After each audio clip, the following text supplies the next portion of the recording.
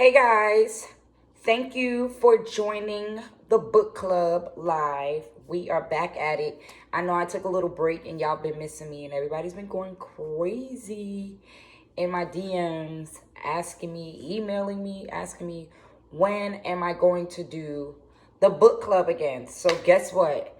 We are back with the book club, okay? Period.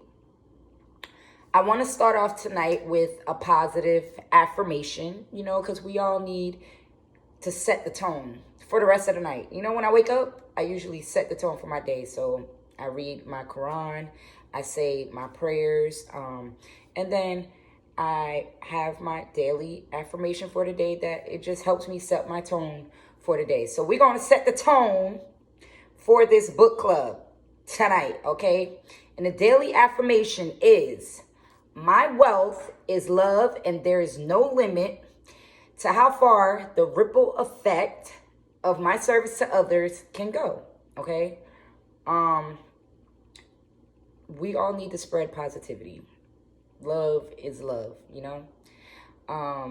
never know what someone else is going through. So, just have respect for everyone. Treat everyone fairly. Just out of love. If you do everything out of love, I swear it'll just change the whole tone of your day. You feel me? So, I am energy, and energy never dies. It only transforms and grows into something greater and something bigger. We are on earth having a human experience. That's all it is, okay? We're just passing through. And if you know that your energy, you want everyone, when I come around, I want people to feel my energy, and I want it to always be positive. When I walk in the room, I want everyone to know, like, okay, Tip is here. It's positive energy. I want to shed light. I want to give light. I want to give love, okay? So my wealth is love, and there's no limit to how far the ripple effect of my service can go. That is the positive affirmation of tonight, okay? And I want you all to know that I love you all. We are love. I am love. I'm full of love. I was raised with love, okay? If you guys haven't already read my book, The Bottom Line, okay? It's available on all major book platforms. The Bottom Line, written by Kanisha Myrie, okay? The Bottom Line is an anthology based on 10 different women from 10 different walks of life who end up in the strip club. Sex, drugs, greed, and envy are all a part of this crazy game beyond the pole. But through all the BS, the money is the bottom line, okay? The Bottom Line is available on all major book platforms. Amazon, Apple Books, Kindle Books, Barnes & Nobles, Google Play. Anywhere that you can get books, you can get The Bottom Line, written by Kanisha Myrie, okay? Again, if you're an author, I honestly want to support and help promote Black authors, preferably. That doesn't mean that I'm always going to read a book by a Black author or in the urban genre, but I would prefer to do so. However, if you are an author, you can submit your book to be featured on the book club, okay? All you have to do is email sincerelyoursproductions@yahoo.com, or you could DM me on Instagram. If you're not already following me on Instagram, my Instagram is MiamiTip305, okay? Like I was saying, you could, if you are an author and you want your book to be featured on the book club, you could submit your book to sincerelyoursproductions@yahoo.com, or contact me on Instagram at MiamiTip305, okay? I also know that there are a lot of people out there who don't know that want to be authors or have a story to tell, but they don't know how to begin. So I wrote 2 ebooks, which is tips from Tip. We got the writer's motivation, and we have the self-publishing edition. Both of those books are available. You can click the link in my bio on my Instagram at MiamiTip305. If these are motivating ebooks to help you get started in writing your book and becoming, a best-selling author. You feel me? So if you need help getting started, if you need tips, if you have a book and you don't know how to self-publish, I have an ebook for that also.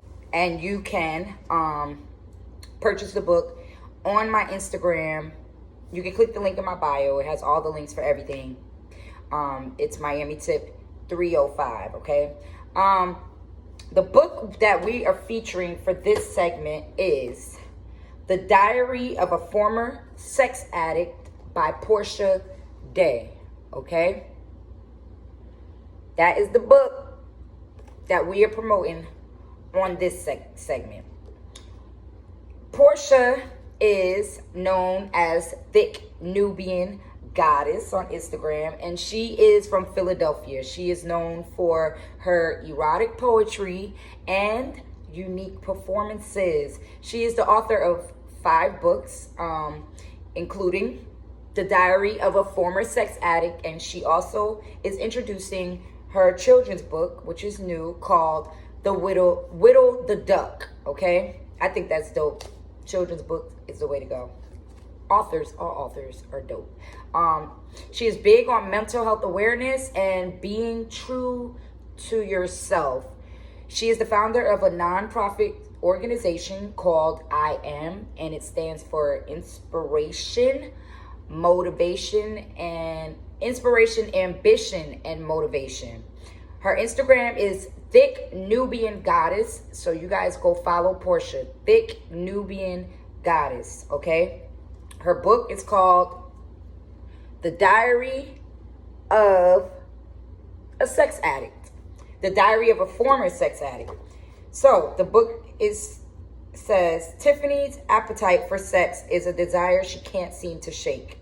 With the craving for this pleasurable fix, Tiffany battles various demons as she tries to escape death, violence, drugs, and all the evils her addiction introduces to her. Her sexual urges and determination to not be like her mother tears at her. The power she feels from using sex dominates over her past traumas of family secrets, deception, and pain that she is trying to bury. Okay? So without further ado, we are going to get into The Diary of a Former Sex Addict. I would like to dedicate the first of many books to my daughter, Zena Marie Gordon. Mommy loves you. Prologue. I don't remember the exact date. I'm just trying my hardest to let it all out like the doctor said. I remember hearing Daddy yelling at Brenda saying that he never wanted him here. How could you lie to me, Brenda? Are you high? All the nights I cried silently, I feared for my life. All I could hear was him blaming me for this. He said that I wanted this to happen, that he noticed the way I looked at him, but I barely looked at him. I don't even know him. When he came to our house to live, Daddy was at work. It was before winter break was over for school. Brenda took off, and Grandma Mabel, as usual, was at home sitting in that stinking rocking chair. Brenda says, "Hug your Uncle Todd, kids." We all went to hug him, and it felt as if he hugged me extra tight. Later that day, he barged in on me in the bathroom. I was so mad that he saw me naked in the tub. Brenda says that he just got home from being in the service, but Daddy found out that was all a big lie. Daddy barely speaks to him, though. I thought he would be happy to see him since he never met him before, but he was not. I try to stay close to little John and Vanessa every time. Uncle Todd came home from work, wherever that was. One night, little John spent the night out, and Vanessa was sleeping in the bed with me. He came in and raped me quickly. He made me stand up and do it. Brenda wasn't home, and as usual, and Daddy was at work. I hate her. She only cares about herself and her damn drugs. Vanessa stayed asleep the entire time. He says, "Don't it feel good, Tiffy?" as he grabbed my wrist. Yes, I was lying, of course. Why would anyone want this? I was able to cover my bruises because it was winter. Once it got hotter, he would rape and hurt me in ways nobody could see. He would pull my hair. It's not like anyone would believe me anyway if I told them. Daddy stayed home all day one time. I was safe, and Uncle Todd never once came out his room. I don't even think he came out to use the bathroom. Daddy and I had a great day, too. We went to the gallery downtown. Daddy brought me Little John and Vanessa sneakers. We ate at McDonald's, too. Daddy asked how we were doing. I wanted to tell him what was happening to me, but then I thought, what if Daddy thinks I'm fast like Brenda? I didn't say a word. I just had fun with my daddy that day. August 1st, 1995 is a day I'll never forget. KYW news time was 10:42. It was another hot day, 95 degrees with humidity at 90%. Oh, great. That means I got to stay on the porch. Let me hurry up and get dressed before he wakes up, I thought to myself as I started to head outside. Tiffy, were you leaving out before Uncle got his sugar? I heard him. I was too late. I was hurrying to go play with my sentence was interrupted. He already pulled down his pants and pinned me down to the bed. I knew not to scream or he would choke me again. I wish I was dead. Maybe I should scream so he could choke me so hard that I never wake up, I thought. Pop! His heavy body fell on top of me. I could taste his blood in my mouth. I pushed him off of me, not sure what had happened. It was Daddy. He saved me. The look on my daddy's face was scary. I never seen Daddy look like this before. Am I next? Does Daddy think that I wanted to do this? I replay this day at least 1,000,000 times before sleep when I wake up. Why did this have to be my life?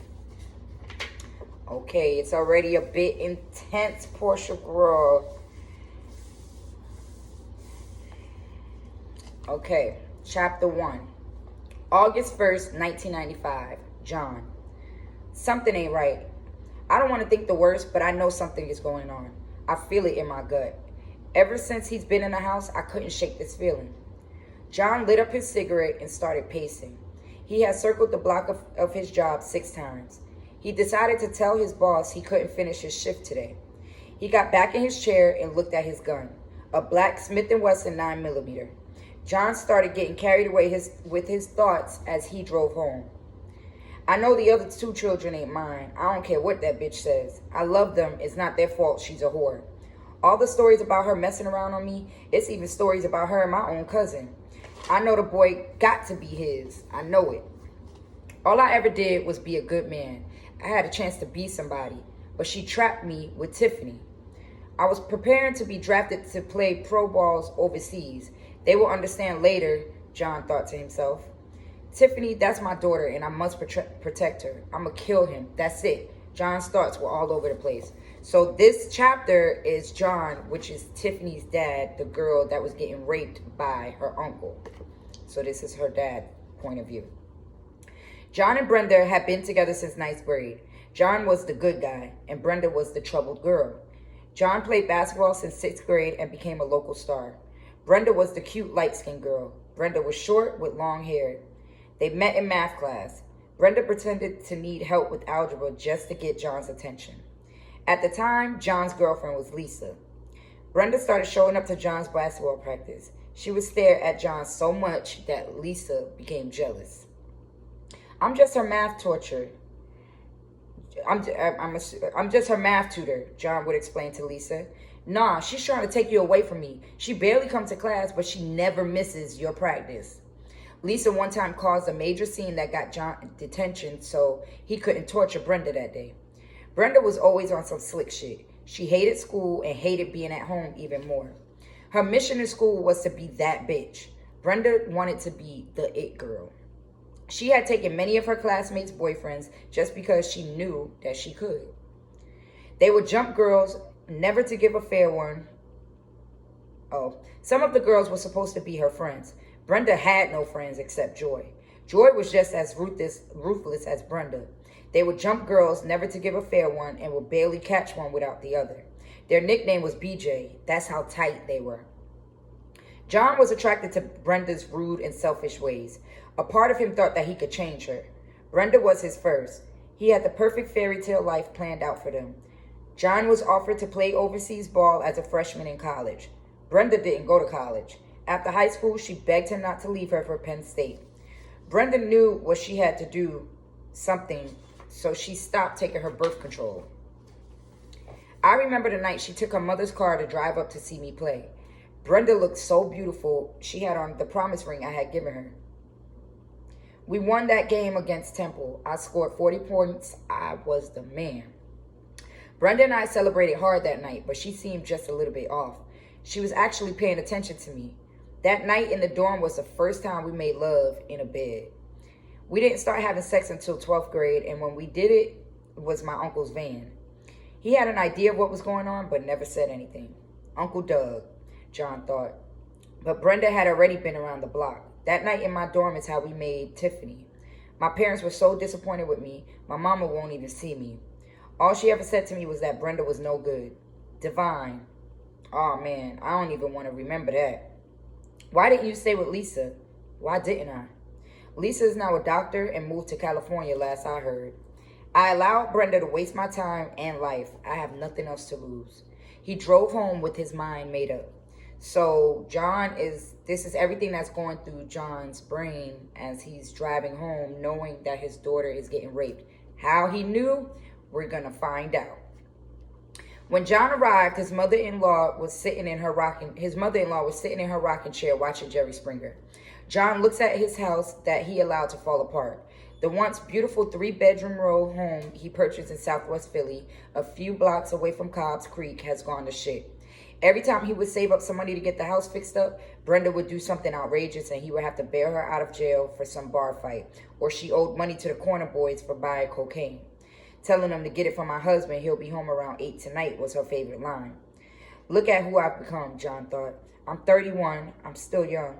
I should be in my prime and traveling the world. Jail has got to be better than this hell. Married to this scandalous ass whore, I was good to her. I was almost in on being a firefighter and she took that from me. Every time I would get back on my feet, Brenda would bring me down. It's because she knew. She knew once I got it together, I was leaving her. I was going to take my children and go. I love those children. I don't know who little John daddy is, but I know Vanessa is Derek's, my own first cousin. The rage was consuming John.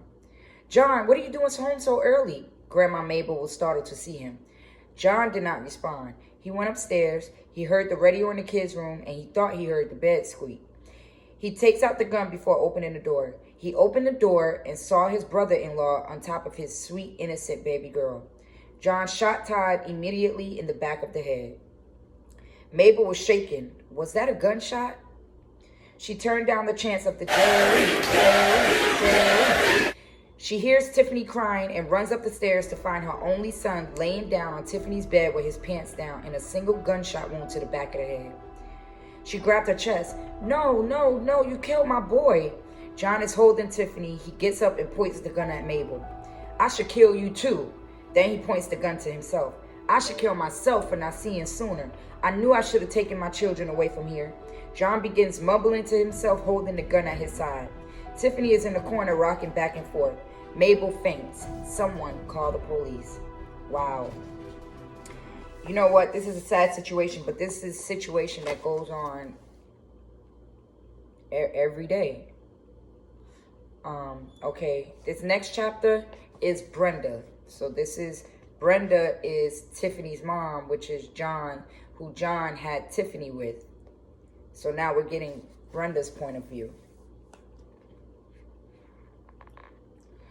Girl, I'm sick of John's ass, Brenda expressed to her best friend Joy. Yeah, right. He's still sleeping in the same basement? Joy asked as she decided to take the next customer. I'm not giving him nothing. No food and no coochie, Brenda exclaims while counting out money for her customer. The middle-aged woman just stared at her with disgust. What? Brenda states, popping her gum. I can't wait to get off. I'm not closing either. I'm going home, changing, and seeing Robert. Ha. Brenda snaps her finger as she happily explained that she is cheating on her husband. Joy and Brenda were laughing as Pat came rushing in, cutting in front of everyone in line at the check cashing place. Brenda, you gotta leave now. It's Tiffany. What about her little fast ass now? It's John. John killed Todd. Pat cried uncontrollably and began to shake. Brenda runs from behind the glass and grabs Pat. What the hell are you talking about? You lying. We have to go, Pat manages to say. Joy can't believe what she just heard, but she couldn't leave her post. John killed Todd, she thought to herself as a smirk appeared, followed by the words, good. So they must have knew, everybody must have knew Todd wasn't no good. Okay. This chapter is the hospital. Tiffany is going to be okay. We are going to do a rape kit on her. We're going to do a rape kit on her, the doctor explained to Brenda. What are you saying, doctor? She wasn't raped, Brenda shouted. Miss Brown. The doctor was immediately interrupted by Brenda. I'm not trying to hear shit you talking about. Brenda starts crying and kicking the wall. Pat walks out the room with the doctor, leaving Brenda to her anguish. Doctor, was my niece raped? Yes. According to Tiffany, and her vagina does have tears consistent with forced entry. Pat breaks down after receiving confirmation from the doctor. The doctor is rubbing Pat's shoulder, consoling her as she wept for her niece. A nurse comes and whispers in the doctor's ear. The police are inside the room now, questioning Tiffany. Pat asked if she could come in, and the doctor informed her she will be able to go in shortly. Pat waits outside the room. Tiffany is laying in her hospital bed looking at the two detectives. She is nervous and anxious about what they are about to ask her. Will I get in trouble too? She thought. Will they believe me? Where's Daddy? Tears started flowing down her face. The short Hispanic female detective hands her a tissue. Tiffany, I'm Detective Garcia. We are not here to hurt you. This is my partner, Detective Thompson. Where's my daddy? Is Uncle Todd dead for sure? Where's Brenda? The detectives both look at each other. Your father is in police custody. Your uncle is dead. Your mother is in the hallway. Would you like for me to get her? No, keep that crazy bitch away from me. I told Dr. Howard what happened and all I know. Tiffany throws the hospital blankets over her head. We understand. We need to hear it from you. You stated your uncle has been sexually abusing you. Yes. No one will believe me because of that time at school. Kevin told that big lie about me. Tiffany's mind drifted back to the day in 7th grade. It was the day before spring break. Everyone was in the schoolyard during breakfast. Tiffany rushed out the house before Uncle Todd could get up that morning. She wanted to see Janelle and tell her the plan she had come up with. Tiffany wanted to run away. She was sitting on her book bag impatiently waiting for Janelle. Kevin walked up and approached her. He was so cute, but he got on my damn nerves. Tiffany thought to herself. Tiffany, I know you think I'm cute, and you are right, so you want to come over to the bushes with me? Kevin stated confidently. Tiffany looked at him and smiled. She got up and rolled her neck and eyes with the reply of a hell no. Forget you, Tiffany, Kevin said as he walked off. Janelle came up to Tiffany with a penny candy bag. What did Kevin want? Janelle asked, a little surprised and excited. Kevin was in the top 10 of the cutest boys in the 7th grade, Janelle thought. He was brown-skinned, tall, and had an athletic build. He ain't want nothing but to get on my damn nerves. He asked me to go with him to the bushes. Tiffany stood up and grabbed her book. You ain't go? Janelle looked puzzled. No, I told you I have a plan. I'm not worried about no damn Kevin. Later on in school, all the boys were smiling and grinning at Tiffany. Even fat boy Tommy, whose only joy is food, smiled and said hello. Tiffany didn't think about it too much. She figured it was because she sprayed some of her mother's Bath and Body Works perfume on that morning. I smell good. They all want to speak, Tiffany thought. Rhonda, Kevin's girlfriend, came up to Tiffany in the hallway with a group of girls. You fucking my man? Rhonda asked Tiffany as she began to put her hair in a ponytail. Tiffany looked puzzled. What? No, don't nobody want him. That's not what I heard. Kevin telling everybody how you and him was in the bushes this morning. The other girls all nodded their heads, yes, in unison. Tiffany dropped her book bag. She knew it was the only way out of this. She knew it was only one way out of this. She grabbed Rhonda by the neck and slammed her into the lockers. Ain't nobody messing with Kevin. Rhonda grabbed Tiffany's hair and they both fell to the floor. Tiffany began punching Rhonda in the face. As soon as Rhonda's friends saw Tiffany was winning, they jumped in. Janelle instantly came to Tiffany's defense also. Tiffany's older cousin Kiki, an 8th grader, showed up to help protect her younger cousin. One of Kiki's friends went to get her out of art class when she observed the unfair fight. Security finally came and broke the fight up. All you could hear from the students was screams and laughters. All the girls involved in the fight were placed in 2 different offices. Tiffany sat next to Janelle, who had an ice pack over her head. One of the girls had kicked her in the head. Thanks for having my back, Nell. I'm gonna get Kevin fucked up, Tiffany states to Janelle. All the parents were called to pick up their children immediately. Kiki, where did you come from? Tiffany asked. Art, they all burst out laughing. Brenda, Pat, and Janelle's grandmother walked in to collect the girls. Brenda jumped immediately on Tiffany. They told me you out here with boys in the bushes. Brenda grabs Tiffany by the hair. Pat grabs Brenda. Chill, what do you want the cops to come lock us up next? Damn.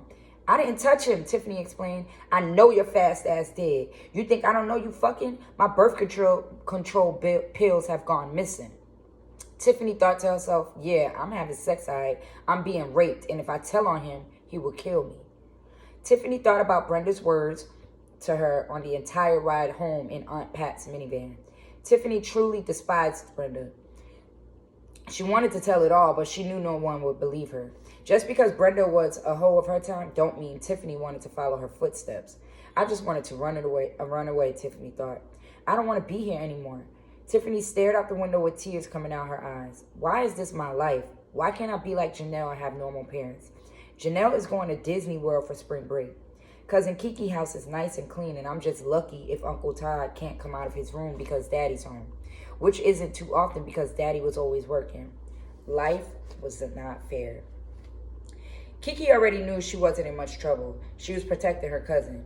Pat was a different kind of mom. She didn't want to make the same mistakes as Grandma, whatever they were. Grandma seemed fine to Kiki, but it's not like she saw her much. Kiki looked out the window content with being suspended for 3 days. Tiffany, what big lie? Detective Garcia asked. Tiffany took the blankets over her head. That I did it to him in the bushes? Detective Thompson shook his head and started writing. Tiffany explains to the detectives that her uncle moved in earlier that year after being released from the halfway house. She explained how her father didn't want him there.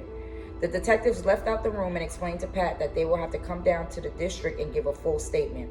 Pat agreed and told the police she would have Tiffany and Brenda there as soon as possible.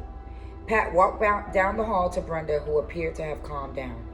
Brenda, tell me you had no idea of what Todd was doing to Tiffany. Hold up. You think our brother would rape her fast ass? Brenda asked. Pat looks at Brenda with disgust. How is she my sister?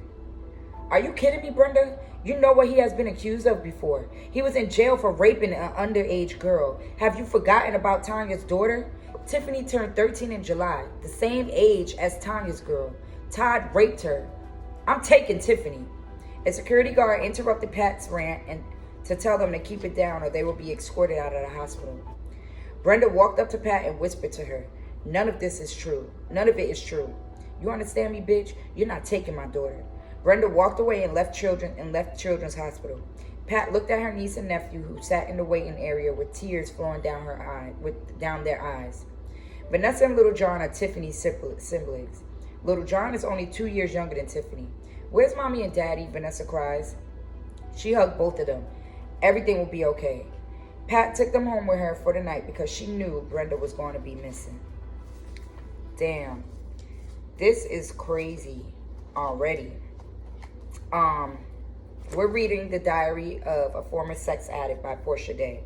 So far we see that Tiffany is a young girl that is being raped by her uncle. Her father finds out and he kills the uncle. Now her mother, who she grew up watching be a hoe, her Todd, who is the one that is accused or that was raping Tiffany, is her brother. And the mother, crazy that there are mothers out here like that, Brenda is saying that her brother did not rape Tiffany and Tiffany is lying. Like, man, there's mothers out here that their kids, first of all, a kid should never be scared to tell their parents that they're being raped, especially by a family member.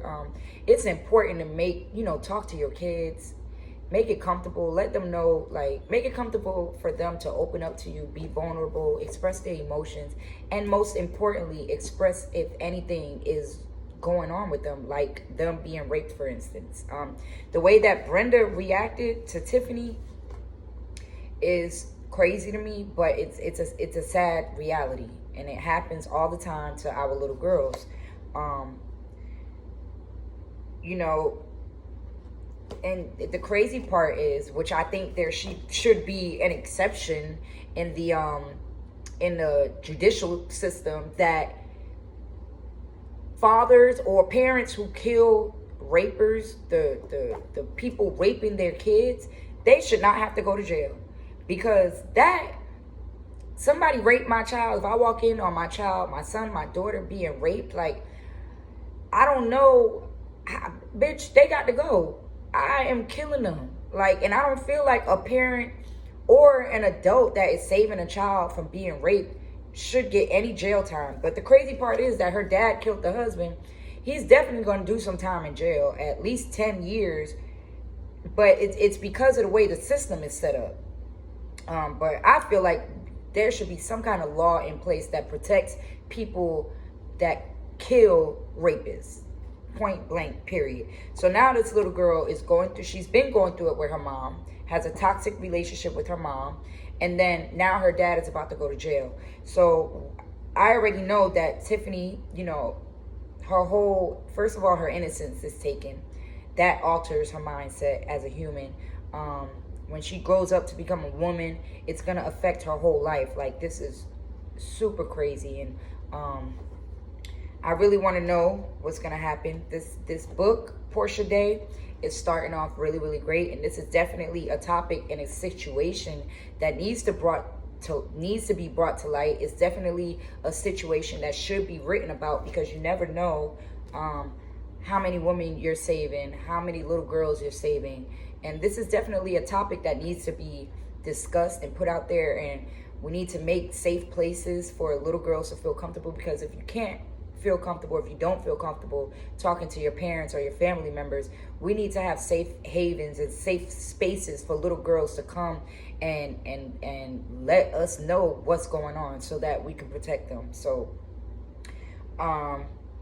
yes, the book is good so far. It's the Diary of a Former Sex Addict, written by Porsche Day, and her Instagram is at Thick Nubian Goddess. Okay, so y'all make sure y'all follow her on Instagram. We're gonna continue reading next week. We're gonna read some more chapters, and yeah, this book is really good so far. I want to go back to the positive affirmation of the night. Okay, my wealth is love, and there is no limit to how far the ripple effect of my service to others can go. Okay, let's all be a positive light to others. Let's be kind to others. You never know what someone else is going through. Don't judge anyone. I never judge anyone, because you never know what someone has been through. Tiffany, for example, I'm not sure how she grew up, you know, how she's going to grow up in this book, but there's plenty of women who have been in similar situations or the same exact situation, and you know, it alters them. It changes them for life. And you might meet a woman and she might be distant, or she might be cold, or she might be standoffish, or she might, you know, be someone who turns into a whore or a hoe, because, you know, that's sexual trauma. But because we don't know what people have been through and how they grew up, we definitely shouldn't we definitely shouldn't judge anyone. So it's so important to spread love. It's so important. Like, we are only passing through this lifetime with a human experience. We are energy. We're only passing through. So it's extremely important that we give out positive energy. And we're not perfect. I know I'm not perfect, and I work on it every day. But that is, you know, a part of my core values, like spread love and be positive. I don't judge anyone. People could tell me anything, and I'm not going to look at them any type of way. It's not going to detail. Like, I'm a person that I base everything off of your energy, number one, your characteristics, you know, your integrity, your values, your morals. That's what I base everything on. Forget what you've been through. Forget what you've done. You know what I'm saying? It's not my place to judge anyone. Only God could judge us, and God is a forgiving God. You feel me? So it's like, who am I to judge you and pin you down to who you are? So again, it's important that we give out positive energy. It's important that we spread love, because there's people like what Tiffany is going through. There's little girls that are going through real shit in life, and all they need is someone who understands, or all they need is just a little bit of positivity. You never know. A simple hi and a smile could really make someone's day. A person could be on their way to kill themselves from having a crazy, experience, or something crazy happened to them that day. But a warm hi, hello, and a smile could really alter their mindset at that moment. So it's extremely important that we give off positive energy and love, guys. Again, if you don't have my book, The Bottom Line is available on all major book platforms, okay? Kindle, Amazon, Google Books, Barnes and Nobles, anywhere that you can buy a book, you can buy my book, The Bottom Line. The Bottom Line is an anthology based on 10 different women from 10 different walks of life who end up in the strip club. Sex, drugs, greed, and envy is all a part of this crazy ass game beyond the pole. But through all the bullshit, the money is the bottom line. It's 10 different stories. This book is loosely based on my truth. These stories are either my own experiences or experiences of women that I know, things that I've seen. No story in here is a lie. No story in this book is fabricated. No story in this book is exaggerated, maybe a little bit. But these are all true stories through my own eyes. So it's loosely based on the truth. This is a book, it's woman empowerment. It's about women camaraderies, the strippers, much love to my strippers. A lot of people right now, the strip club and sex is just so glamorized everywhere. So we have these little girls, they're looking up to these strippers or, influencers that are extra sexual, and all they promote is BBLs and breasts and titties and ass. You know what I'm saying? So now these little girls are growing up wanting to be like them, and they feel like the only way they could be like them is by being a stripper. But becoming a stripper is way deeper than the diamonds and the cars and the bags and being able to have access to the rappers. It's a mental game. The game could make you or it could break you. So for me, writing this book, it's a voice for the voiceless. Like, there's a lot of stories that people don't know. There's a lot of things that people don't know that strippers go through. And strippers, they don't just wake up. We don't grow up as little girls and say, oh, I want to be a stripper, when you're 6 or you're 10 years old, But when life hits you and you have to make decisions to get that quick money to, get up, things happen. So, and when you end up in a strip club, there's a lot that comes with it. Like, it's not as easy as people are promoting it. And so yeah, my book, it gives you a lot of game. It lets people know the real, the raw, the uncut. This ain't no, commercialized stripper story. It's different from many other stripper books you probably read or stories that because I go into extreme detail. Every story in this book is true. Every story in this book a woman has been through, okay? Another thing I want to promote is this onesie.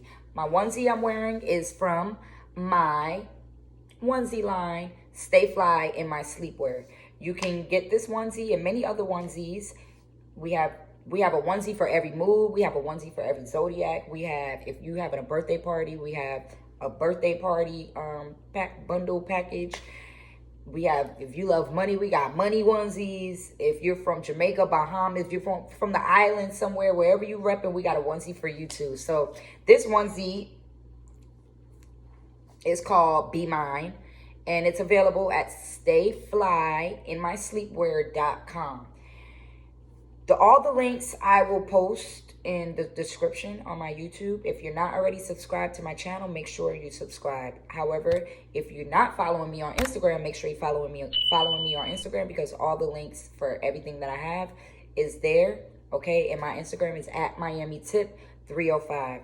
I appreciate you guys. Thank you guys for joining me on the book club with our feature book, The Diary of a Former Sex Addict. We will be back at it next Sunday. Again, if you are an author and you want your book featured on the book club, email me at sincerelyoursproductions@yahoo.com, or you could contact me via Instagram at MiamiTip305.